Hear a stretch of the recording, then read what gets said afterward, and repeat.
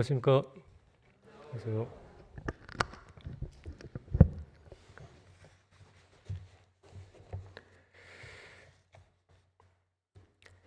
다른 우리 스스로도 그렇게 생각하시는지 모르겠습니다. 다른 모임에서 처음 와서 이제 경험하고 가신 성도님들이나 외부에서 소문 들을 때 우리 교회는 이런 교회다라고 하는 것 같아요. 사랑이 많은 교회다 이렇게 특징을 짓는 것 같습니다. 그런 것 같습니까? 그러면 이제 각자가 이제 사랑이 많으신 분들로 가득 차 계실 것 같은데, 사랑에 대해서 누구보다 잘 아실 건데, 그래도 사랑은 들으면 들을수록 좋은 단어라고 여겨집니다. 성령의 열매 중에 첫 번째가 뭐죠? 네, 사랑이죠. 사랑으로 시작됩니다. 고린도전서 13장에는 무엇으로 가득 차 있습니까? 네, 사랑장이죠. 사랑장이라 사랑이 가득한. 그런데 사랑에 대해서 알긴 하는데 무슨 말인지 알잖아요. 그런데 원수를 만나면 어떨까요? 원수를 만나면 사랑이라는 단어가 생각이 안 나고 막 다른 단어가 막 생각이 나서 이렇게 좀 서로가 이제 어려워지는 그런 경우가 있는데, 오늘 제목을 한번 읽어보겠습니다. 시작. 내가 너희를 사랑한 것 같이. 부제가 사랑할 수 없는 사람을 사랑하는 방법입니다. 이 하나님의 사랑을 아는 사람만이 사랑할 수 있고, 하나님의 그 용서를 받은 사람만이 용서를 할 수 있죠. 그런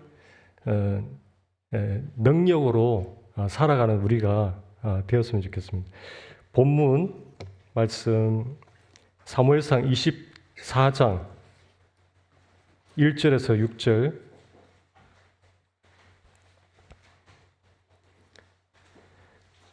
구약 448페이지입니다.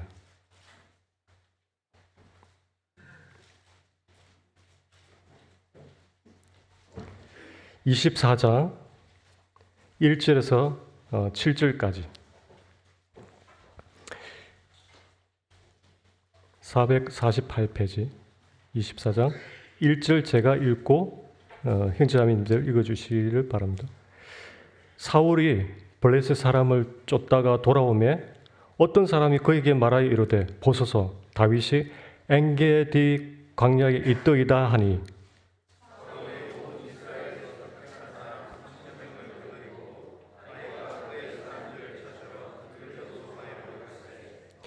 길가 양의 우리에 이른적 굴이 있는지라 사울이 뒤를 보러 들어가니라.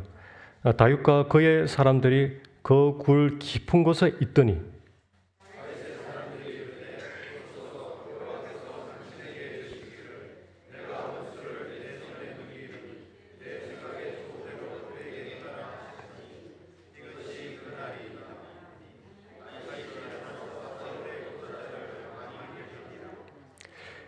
그리한 후에 사울의 옷자락 뱀으로 말미암아 다윗의 마음이 찔려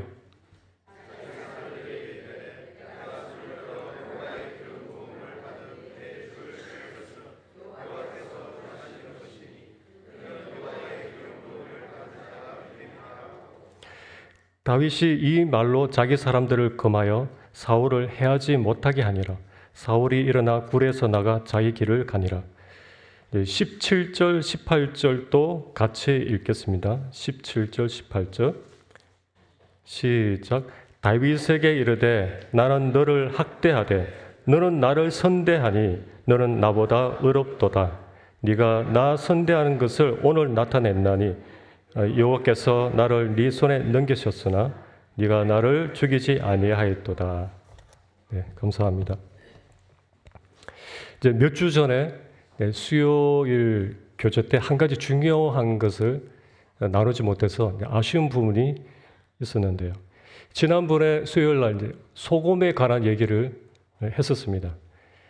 너희는 세상의 소금이니 맛을 이러면 안 된다라고 했습니다. 너희는 세상에서 소금의 중요한 위치에 있으니 하나님 나라의 삶의 방식으로 살아야 한다라고 했습니다.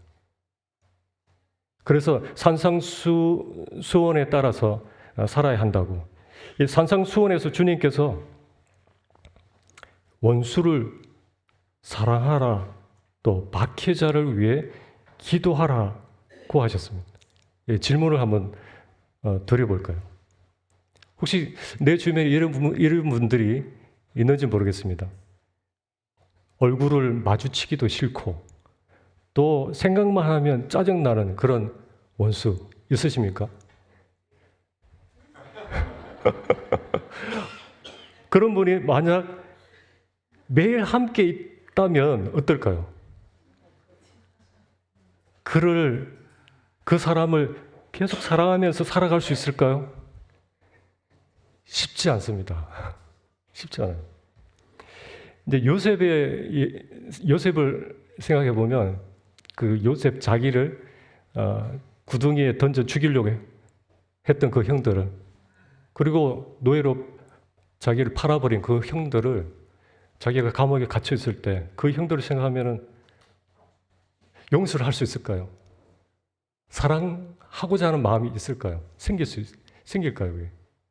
그 인간적으로는 참 불가능하거든요.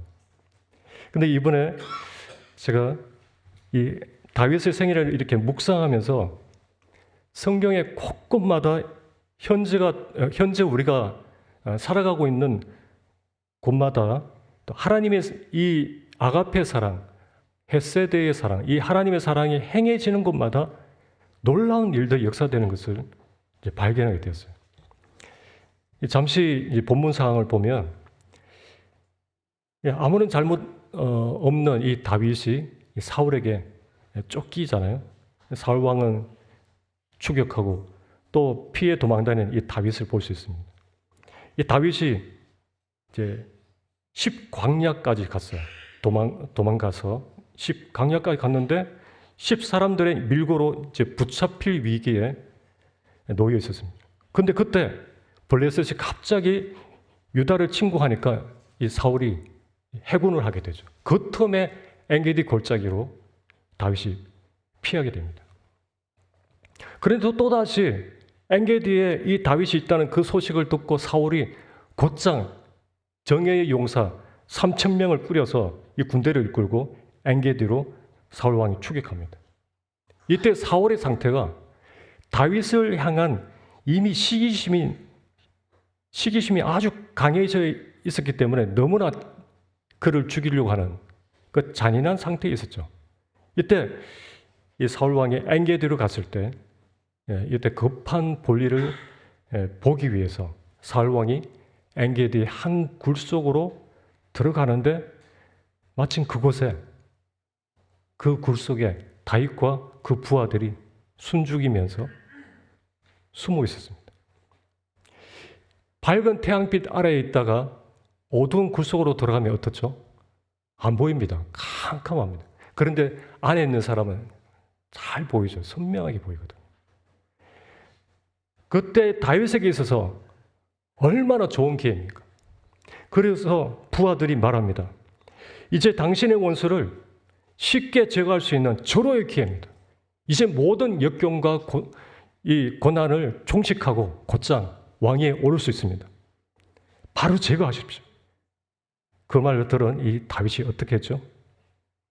4절 5절에 다윗이 일어나서 사울의 그 옷자락을 가만히 베니라.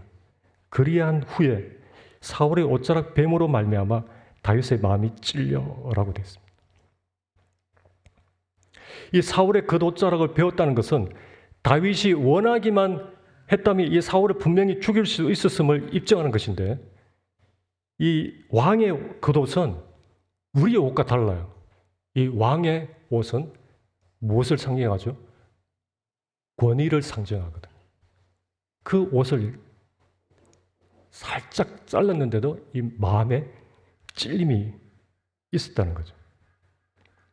이 11절에 내 아버지여 보소서 내 손에 있는 왕의 옷자락을 보소서.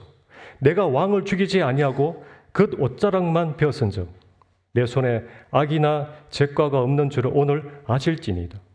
왕은 내 생명을 찾아 해하려 하시나 나는 왕에게 범죄한 일이 없나이다. 다윗이 자기 본능대로 하자면 더 이상 생각하고 말 것 없이 목을 이렇게 단번에 날렸을 것입니다. 그런데 왜 다윗이 자기 감정을 따라서 하지 않았을까요?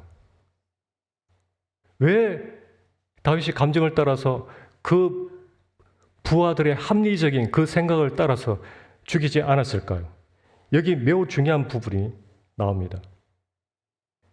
다윗과 그 부하들의 다른 차이점은 무엇일까요?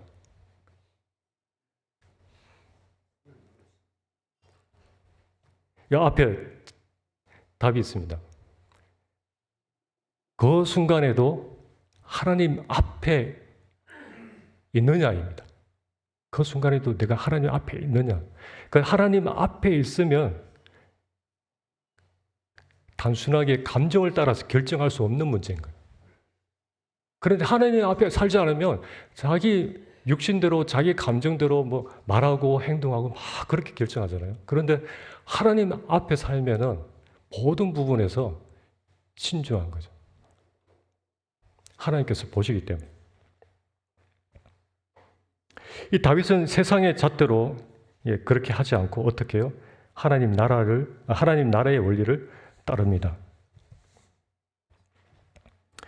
이제 하나님 나라를 추구하면서 하나님의 사랑을 나타낸 아주 대표적인 한 분의 얘기를 먼저 하고자 합니다. 여기 사진 속에 한 여인이 나오는데요. 이분은 1956년 1월에 아우카 부족에게 28살의 젊은 나이 그 젊은 남편 짐 엘리엇을 잃어야 했던 엘자베스 엘리엇의 얘기입니다. 그 전능자의 그늘이라는 책 아시죠? 그 책을 지으신 분이신데 이 짐 엘리엇은 아시죠? 그 우리 모임의 형제님인데 짐 엘리엇은 하나님 앞에 참으로 경건했고 진지했고 또 비전에 있어서도 아주 겸손했던 사람인데 그의 일기장에 이런 기도가 적혀 있었습니다. 하나님, 하루빨리 저를 아우카족에게 보내주소서. 아버지, 제 생명을 취하소서. 주님의 뜻이라면 제 피를 취하소서. 제 것이 아니기에 아깝지 않습니다. 주님, 가지소서. 다 가지소서. 다만 주 예수님처럼 꽉 찬 삶을 살고 싶습니다. 하나님, 저를 보내주소서. 28살 그 젊은 나이에 그토록 간절히 바랬고 사랑했던 그 아우카 부족에게 복음조차 전하지 못한 채 잔인하게 창에 찔려 죽게 됩니다. 1년 후에 간호사 훈련을 받은 짐 엘리엇의 아내 엘자베스 그는 남편을 죽인 이 아우카 족에게로 가기로 결정을 합니다. 죽음을 각오하고. 그런데 한 가지 사실을 몰랐어요. 아우카족은 남자는 죽이지만 여자는 죽이지 않는 부족입니다. 그렇게 5년 동안 그들 속에서 빛과 소금으로 들어가서 그들을 위해서 헌신한 이 엘자베스가 이제 안식년이 되어서 이제 돌아간다고 하자 추장이 파티를 열어주는데 추장이 그때 물었어요. 당신은 누구십니까? 엘자베스가 5년 전에 당신들이 죽인 남자가 제 남편입니다. 하나님의 사랑 때문에 저도 여기까지 오게 되었습니다. 이 이야기를 들은 이 아우카족은 전체가 구원받는 놀라운 일이 일어났습니다. 그 고통스러움과 분노를 주님의 용서와 사랑으로 바꾸었던 것입니다. 아버지여, 저들을 용서해 주십시오. 저들은 저들이 하는 일을 알지 못합니다. 지금은 하나님을 이해할 수 없고 자신의 마음이 분노를 일으키는 그 사람을 용서할 수 있는 힘을 달라고 하나님께 기도를 드렸던 엘리자베스 엘리엇이었거든요. 구약을 보면 신약과 다른 부분이 있어요. 구약보다 우월한 면이 이제 신약이 있는데 그것은 무엇이냐면 주님께서 말씀하신 새 계명입니다. 옛 계명은 네 이웃을 사랑하라고 합니다. 근데 새 계명은 뭐라고 말하죠? 훨씬 뛰어넘어서 네 원수를 사랑하라고 합니다. 네 이웃을 사랑하기까지는 할 수 있는데 신약에 와서 주님은 네 원수까지 사랑하라고 말씀하십니다. 왜 구약의 계명보다도 이 새 계명이 우월할까요? 더 큰 사랑을 요하는 사랑이 새 계명입니다. 내가 너희를 사랑한 것 같이 너희도 서로 사랑하라. 얼마만큼 사랑하라고요? 내가 너희를 사랑한 만큼, 너희를 사랑한 것 같이 사랑하라. 그분은 모든 사람을 품을 수 있는 사랑이잖아요. 우리를 품으신, 어떤 누구라도 품으신 그분의 사랑. 참 이 일은, 이 놀라운 사랑은 성령께서 도우셔야만 가능한데, 사랑함에 있어서 도움이 되는 세 가지를 소개해 드리려고 합니다. 어떻게 하면 이런 내 주변에, 나와 가까이 있는 직장에서나 아니면 내 이웃이나, 저도 이웃과 그런 경험을 하고 있는데요. 그런 사람을 어떻게 하면 살아날 수 있을까? 첫 번째는 보상을 생각하라는 것입니다. 어떤 보상? 공의로우신 하나님께서 일하신다는 것을 기억하는 것입니다. 그분이 일하신다. 사도 바울은 핍박으로 고통받고 있는 이 로마 성도들에게 어떻게 하면 승리할 수 있는지 그 비결을 알려줍니다. 로마서 12장에 보면은 너희가 친히 원수를 갚지 말고 진노하심에 맡기라 기록되었을 때 원수 갚는 것이 내게 있으니 내가 갚으리라고 주께서 말씀하시니라. 그러니까 그러한 원수에 대해서 네가 거기 갚지 말고 그 부분은 나에게 맡기고 너희는 단지 어떻게 하라고요? 사랑하라고 하는. 그 일은 내가 하겠으니 그런 사람들을 너희는 사랑하라. 악에게 지지 말고 선으로 악을 이기라. 원수 갚는 일은 하나님의 몫입니다. 영화나 드라마를 보면 늘 재밌어 하는 게 어떤 영화죠? 복수극이 있잖아요. 근데 하나님은 복수를 원하지 않습니다. 인간에게 허락되지 않은 것이 복수라는 것입니다. 그 스스로 원한을 갚지 말고 어떻게 해? 그 일을 하나님께 맡기라. 우리 주님도 어떻게 하셨나요? 그러한 원수들, 둘러싸여 있는 그러한 원수들, 무서운 공격 앞에 어떻게 이기셨다고요? 베드로전서 2장 23절에 욕을 받으시되 대신 욕하지 아니하시고 고난을 받으시되 위협하지 아니하시고 오직 공의로 심판하신 자에게 부탁했다고 말했습니다. 이것이 승리의 비결입니다. 이것이 이기는 방법입니다. 다윗이 사울 왕의 옷자락을 이렇게 살짝 베고 난 뒤에 이렇게 말했죠. 6절에 내가 손을 들어 여호와의 기름 부음 받은 내 주를 치는 것은 여호와의 금하신 것이니 그는 여호와의 기름 부음 받은 자가 됨이니라. 다윗이 고백했는데 이 다윗은 하나님께서 세우신 이 권위에 대해 아주 바른 태도를 마음에 가지고 있었어요. 제 청년 초기 때 이 부분이 많이 부족했습니다. 이 복음에 대한 열정, 막 그런 것은 굉장히 뜨거웠는데 권위에 대해서 이제 배우지 못했기 때문에 많은 실수를 한 제 자신을 보게 됩니다.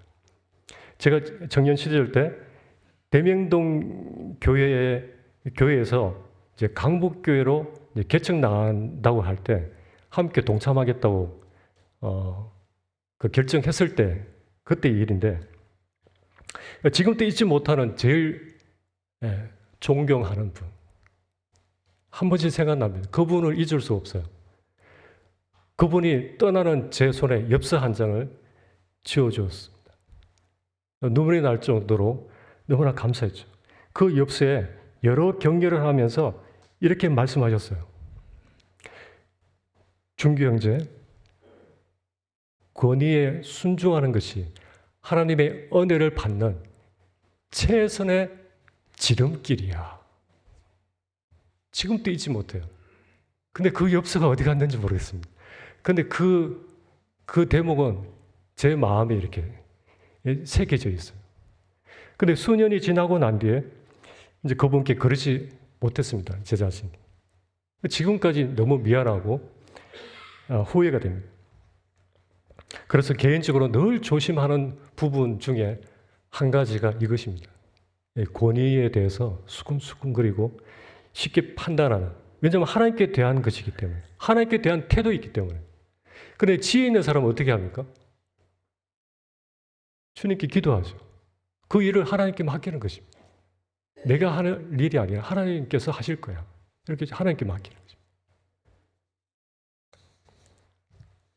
그 다음 보상을 생각해야 되는데 두 번째가 그런 사람이 내 주변에 있다는 거 감사해야 할 이유가 있어요. 그 사람을 통해서 주님을 닮게 한다는 것을 생각하는 것입니다. 그 형제자매님들 나의 남편으로 인해서 나의 아내로 인해서 감사합니까? 네. 그래서 주님을 많이 닮아 가셨죠. 네. 저희 아내를 통해서 제가 많이 감사하고 있습니다. 많이 다루음을 받아서 감사하고 있습니다. 그때는 좀 힘들었지만 그런 경우가 참 필요하다고 봅니다. 그 한 예가 프랑스의 마담 귀용이라고 하는 널리 알려진 여성 그리스도인이 있었는데 그가 어렸을 때 이렇게 기도를 했답니다. 주님, 제가 주님을 가장 많이 닮은 사람이 되게 해주세요. 진심으로 기도했습니다. 이것이 하나님의 부르심의 궁극적인 목적이거든요. 주님, 제가 주님을 가장 많이 닮은 사람이 되게 해주십시오. 형제자매님들도 이런 기도를 꼭 해보시기를 바랍니다. 그리고 여러 차례 기도를 했어요. 그런데 응답을 주셨어요. 주님이 어떻게 하셨을까요? 주님이 어떻게 응답을 주셨을까요? 불같이 성질이 급한 남자와 결혼합니다. 그리고 시어머니도 아주 성질이 고약한 사람이에요. 거기다가 그 집 하녀는 매일 악담하는 여자였어요. 하녀인데. 화를 잘 내는 남편, 성질이 고약한 시어머니, 또 시어머니와 자기 사이에 이간질하는 그 하녀와 매일 이렇게 살았는데 이것이 주님의 응답일까요? 주님의 응답이었습니다. 좋은 환경에서 어떻게 하나님의 성품이 만들어질 수 있을까요? 그녀는 그 속에서 인내를 배웠고 용서를 배웠고 사랑을 주는 법을 배웠던 것입니다. 어떤 면에서는 이 다윗 자신이 누구 때문에 힘들었죠. 다윗을 고통스럽게 하고 죽이려고 했지만 다윗을 왕으로 준비시킨 사람이 누굽니까? 사울입니다. 다윗은 꼭 사울을 만날 수 있을지 모르겠지만 감사해야 됩니다. 자기를 이렇게 하나님 보시기에 합당한 왕으로 준비시킨 사람이 사울이었다는 거죠.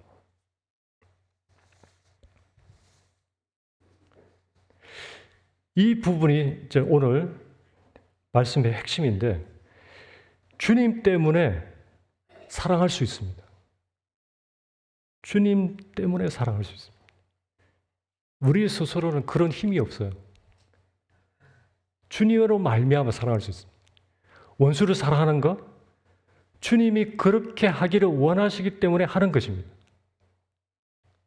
본능적으로 하기 싫습니다. 피하고 싶어요. 마주치기도 싫고. 그것이 주님께 영광이 되기 때문에 사랑하는 것입니다. 사무엘하 9장 1절에 다윗이 이르되 사울의 집에 아직 남은 사람이 있느냐? 내가 요나단으로 말미암아 그 사람에게 은총을 베풀리라 하니라. 사울의 집에 남은 자가 누구죠? 사울의 손자 머비보셋입니다.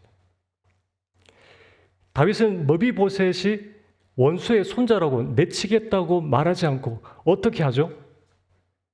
요나단, 친구 요나단으로 말미암아 친구와 약속했던 것을 기억해서 이 요나단으로 말미암아 그 원수의 손자에게 은총을 베풀겠다고 선언합니다. 의지적인 결정을 하는 거죠. 이 머비보셋의 뜻은 가장 치욕스럽다라는 뜻입니다. 그때 다윗 왕의 식탁에 다윗 왕의 여러분들 그 식사할 때 가족들하고 이렇게 앉잖아요, 그죠? 다윗 왕의 식탁에 매일 앉는 그 식탁에 누가 앉아 있었을까요? 네? 예, 맞습니다. 다 이름을 알 수는 없지만 그 몇몇 잘생긴 압살롬이 앉아 있었겠죠. 그리고 수능 만점 천재 솔로몬도 앉아 있었을 거고, 그리고 걸출한 싸움에 있어서는 누구도 이길 수 없는 장군 요압도 있었을 거예요. 그런데 그런 자리에 머비보셋이 합석을 했어요. 이것은 상상할 수 없는 일입니다.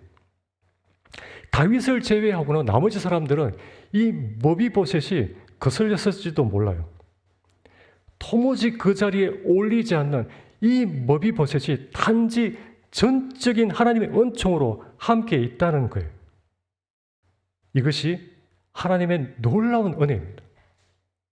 이 머비보셋은 사울의 모든 이 토지를 물려받고 또 성길 종들도 얻었고 특별히 왕과 매일 함께 할 수 있는 이런 자비, 이런 은총을 누리는 어떻게 이 머비보셋이 이것을 감당할 수 있을까요?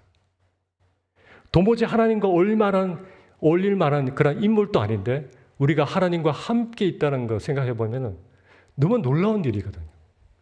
또 그것도 영원히 그분과 함께하는, 그분과 함께 산다는 것은 상상할 수 없는 일이죠.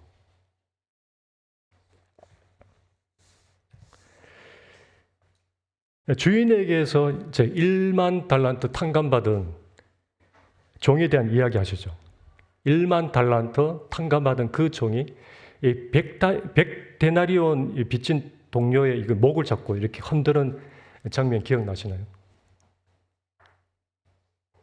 자기가 도저히 갚을 수 없는 그 엄청난 그 빚을 주인이 탕감해 줬죠. 그 엄청난 그 은혜를 받았음에도 그 종은 어떻습니까? 왜 용서를 못할까요? 왜 자비를 베풀지 못할까요? 하나님의 용서를 받은 사람이 용서를 한다고 우리는 알고 있습니다. 우리가 왜 용납을 못할까요? 그 몇 가지 이유가 있다고 생각합니다. 그것은 예수님께서 우리를 위해 행하셨던 그 일을 받아들이는, 즉 우리에게 베푸신 하나님의 용서를 받아들이지 않거나 혹은 받아들였지만은 누리지 못하고 살거나 아니면은 믿지 않고 있다는 증거일 것입니다. 내가 용서하지 못하는 것, 자비를 베풀지 못하는 것, 그 원인은 거기 있는 거죠.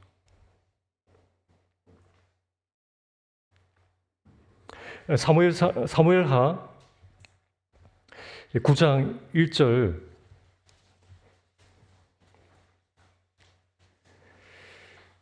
앞에 보시면은 이제 세 가지 번역으로 쉽게 설명이 되어 있습니다. 현대인 성경에서는恩총을 베푸는데 사랑할 수 없는 사람에게 사랑할 수 있는 힘이 어디로부터 오는지 이야기하고 있어요. 다윗이 어떻게 했습니까? 요나단을 생각해서, 요나단을 인하여서, 요나단을 보아서라도 내가 은총을 베풀겠다. 그렇게 하고 싶다. 그분으로 인해서 가능하다는 거죠. 요나단을 생각해서, 주님을 생각해서라도, 주님의 말씀이기 때문에, 주님이 원하시기 때문에 내 속으로 말하는 거예요. 내 속으로. 원수를 사랑하라. 그 말은 어느 유명한 강사의 말도 아닌, 위대한 철학자의 말도 아닌 주님의 말씀이잖아. 그분의 명령이잖아. 그것을 기억하면 할 수 있는 거지.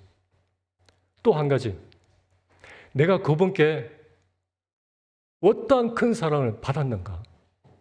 내가 어떠한 존재인데, 그런 사랑을 받을 수 없는 존재인데, 모비보셋처럼 어떠한 큰 사랑을, 아들 예수 그리스도를 죽이시기까지 나를 아들 삼아 주신 그 엄청난 사랑을 받았는가? 그것을 생각하는 것입니다. 그분의 사랑을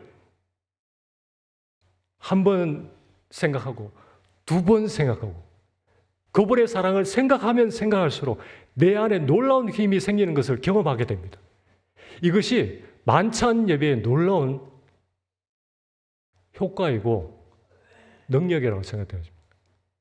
주님을 기념하라고 하는 그게는 엄청난 의미가 있어요. 모비보셋, 그 사람에게 뭐 사랑할 만한 게 있어서 사랑한 게 아닙니다. 아무것도 없어요. 그는 불편한 존재입니다. 오히려 해로울 뿐이에요. 그런데도 다윗이 사랑할 수 있었던 것은 요나단으로 인해서. 그런 생각이 들었습니다. 요나단과 약속한 것을 기억해서 그에게 은총을 베풀지만 그 전에 이 다윗은 헤세드의 하나님, 그 하나님의 그 사랑을 먼저 경험한 사람이었기 때문에 그러한 사랑을 내리 사랑이라고 베푸지 않았을까, 그런 생각이 듭니다. 사랑할 만한 게 있어서 사랑한다면 그거는 이방인이 하는 사랑입니다. 수준이 낮은 사랑이죠. 사도 바울, 그는 사랑의 그 힘, 그 사랑의 능력이 어디로부터 오는지 잘 알고 있었기 때문에 에베소서 3장 18절을 말씀했어요. 그도 그분의 사랑을 자주 생각하라고 또 기도하라고 하는 메시지인데요. 지식에 넘치는 그리스도의 사랑을 알라고 했어요. 그리고 더 나아가 또 이렇게 말합니다. 그리스도의 사랑의 너비와 길이와 높이와 깊이를 깨달아야 한다. 그러니까 그분의 사랑을 내가 묵상하고 연구하고 생각할수록 내 안에 그리스도의 사랑이 가득 찰수록, 넘칠수록 내 능력이 아닌 그리스도의 사랑의 능력으로 살 수 있다는 것입니다.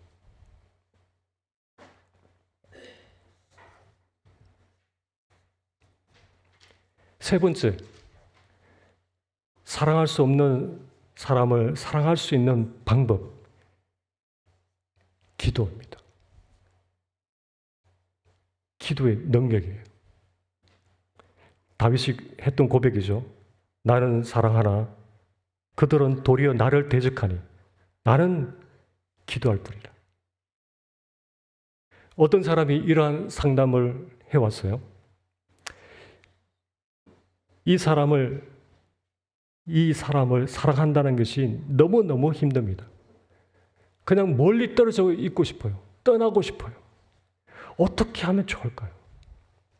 그런 경험을 해본 적이 있으시죠? 지금은 이 교회를 떠난 형제인데 그 형제와 저 사이에 아주 좋은 관계 가운데 있었거든요. 그런데 갑자기 그가 토라져가지고 제 마음을 계속 너무 힘들게 해서 그를 생각조차 하기 싫었어요. 그래서 주님께 정말 간절히 기도했습니다. 주님, 그가 싫어집니다. 솔직하게 그가 싫어집니다. 그가 이유 없이 왜 저를 힘들게 하는지요. 그러나 주님께서 형제를 사랑하라고 하셨죠. 주님은 그를 여전히 사랑합니다. 그래서 저도 사랑해야 하는데, 사랑하기를 원합니다. 그런데 제게 사랑할 힘이 없습니다.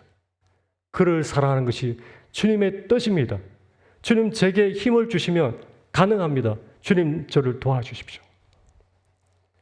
그때 누가복음 23장 34절 말씀이 탁 떠올랐어요.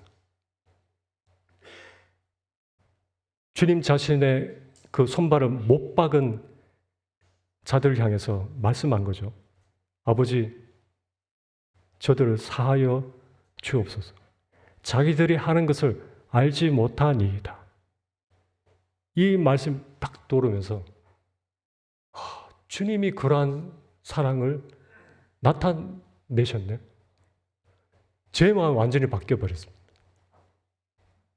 사랑할 수 있는 넓은 마음이 생긴 거예요. 그래서 바로 전화해가지고 형제님, 제가 잘못했습니다. 그렇게 말하니까 그 형제가 아닙니다. 형제님 잘못한 게 하나도 없습니다. 이런 말을 하더라고요.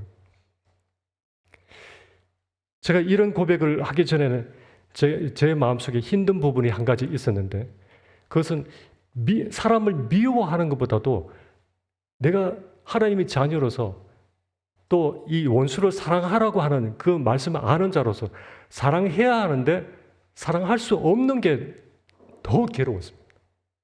그런데 그때 주님께 기도했을 때 그런 놀라운 경험을 했었던 거죠.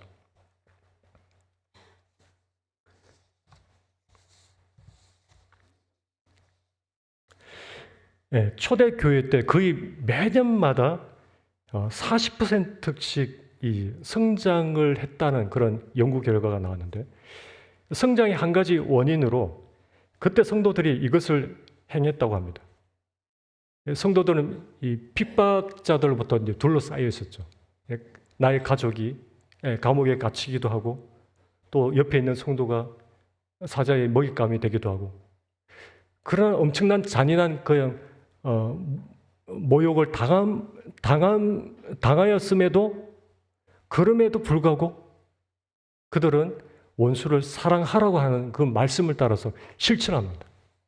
그들을 사랑했고 그런 박해자들을 위해서 기도하는 그들에게 놀라운 변화가 있었고 계속적인 성장이 있었다는 그런 결과가 있었어요. 원수까지 끌어안는 희생적인 사랑이 있었다는 것입니다.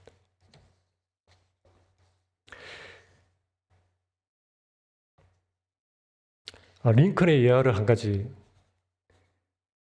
말씀드리고 마치도록 할게요. 링컨에게 에드윈 스탠튼이라는 정적이 있었습니다. 항상 따라다니면서 괴롭히는 사람이죠.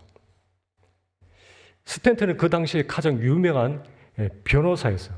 한 번은 이 두 사람이 한 사건을 맡게 된 적이 있었는데 이 사실을 모르고 법정에 앉아 있었던 이 스탠튼이 링컨이 보이자마자 자리에서 벌떡 일어나가지고 저 따위 촌놈과 어떻게 함께 같이 일을 하라는 겁니까? 그리고 확 나가버렸어요. 링컨을 우습게 보면서 아주 무례하게 행동한 적이 한두 번이 아니었습니다. 이제 세월이 흘러서 링컨이 대통령이 되었습니다. 링컨이 내각을 구성하는데 가장 중요한 요직인 국방부 장관 자리에 바로 스탠턴을 임명한 거예요. 이 참모들은 이런 링컨의 결정이 너무 놀랐습니다.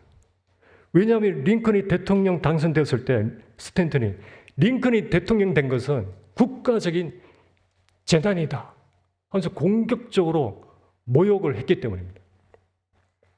그래서 모든 참모들이 다시 모여서 재고를 이제 건의를 하자. 링컨은 여러분, 나를 수백 번 무시한들 어떻습니까? 그는 매우 투철한 사명감을 가진 사람이 아닙니까? 국방부 장관 하기에 매우 충분합니다. 각하 그래도 당신이 원수가 아닙니까? 원수를 없애버려야죠. 이제 그 말을 들은 링컨은 빙그레 미소를 지으면서 저도 그렇게 생각해요. 원수는 마음에서 없애버려야죠. 원수는 사랑으로 녹여 친구로 만들어야 하지 않습니까?